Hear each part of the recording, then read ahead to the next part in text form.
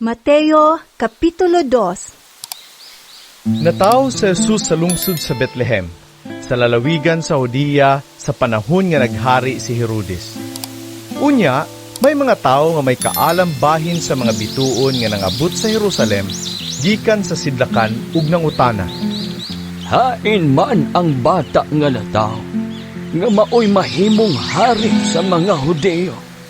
Nakita na mo ang bituon nga nagpahibalo sa iyang pagkatao sa pagsubang nini didto sa sidlakan ug mianhi kami aron pagsimba kaniya. Sa pagkahibalo ni Haring Herodes niini, wala siya mahimutang ingon man ang tibuok Jerusalem. Gitigom niya ang kadagkuan sa mga pari ug ang mga magtutudlo sa balaod, ug gipangutana niya sila. Asa man mataw ang Mesiyas? Sila mitubag, sa lungsod sa Bethlehem sa Judea.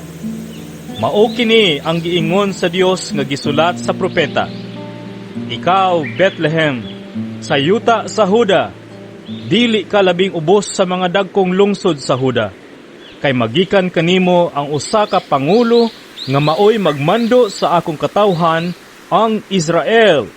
Busa gipatawag ni Herodes sa hilom ang mga maalamong bisita nga gikan sa sidlakan. Iyang nasayran gikan kanila ang untop nga takna sa pagsubang sa bituon. Unya, gipaadto niya sila sa Bethlehem nga nag-ingon. Lakaw kamo og pangitaa pag-ayo ang bata. Ug kun makaplaganan ninyo siya, pahibalua ako aron mo adto mo simba usab kaniya. Human nila paminawa ang hari, nang lakaw sila.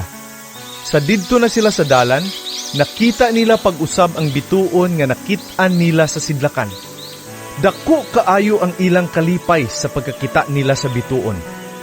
Ug nag-una kini kanila, hangtod nga miabot kini ug mihunong sa tungod gayud sa nahimutangan sa bata. Unya misulod sila sa balay ug nakita nila ang bata uban sa iyang inahan nga si Maria.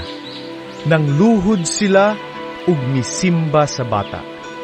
Unya giablihan nila ang ilang mga gasa ug mihalad sila kaniyag bulawan, insinso ug mira.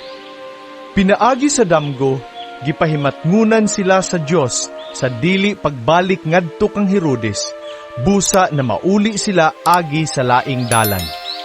Sa diha nga nang lakaw na ang mga maalamong bisita, usa ka anghel sa Ginoo ang mipakita kang Jose pinaagi sa damgo nga nag-ingon.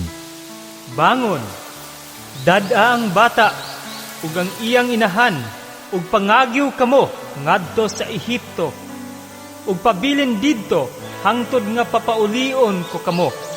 Kay ang bata pangitaon ni Herodes, aron patyon. Busa, mibangon si Jose.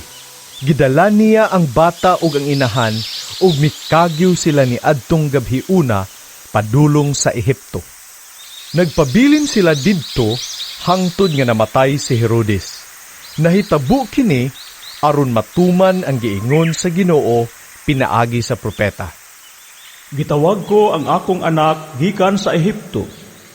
Sa pagkamatno ni Herodes nga nalingla siya sa mga bisita, hilabihan gayud niyang sukua. Unya misugo siya nga pamatyon ang tanang bata nga lalaki nga nagpanuigon gikan sa 2 ka tuig ug ubos nga didto sa Bethlehem ug sa mga dapit nga kasikbit. Kini pinasikad sa iyang pangagpas nga maoy gidugayon sukad sa pagsubang sa bituon sumala sa mga bisita. Sa maong hitabo, natuman gayod ang giingon sa Dios pinaagi kang propeta Jeremias. May tingog nga nabati didto sa Rama, usa ka mapait nga pagminatay ug pagbangutan. Naghilak si Raquel tungod sa iyang mga anak ug walay makahupay kaniya, kay patay naman sila.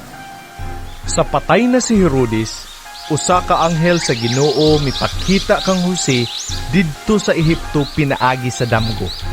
Bangon, dad-a ang bata ug ang iyang inahan, ug balik ngadto sa yuta sa Israel. Kay patay na ang nagtinguha pagpatay sa bata. Matud sa anghel. Busa ni bangon si Jose, o gidala niya ang bata ug ang inahan ug na mauli sila sa yuta sa Israel. Apan, sa pagkanungog niya nga si Arkelao na ang naghari sa Hudiya, puli kang Herodes nga iyang amahan, nahadlok si Jose sa pagpuyo didto. Unya gipahimangnuan na usab siya sa Ginoo, pinaagi sa damgo, busa miadto siya sa lalawigan sa Galilea ug mipuyo sa usa ka lungsod nga ginganlag Nazaret. Nahitabo kini aron matuman ang giingon sa mga propeta. Siya pagailhong taga Nazaret,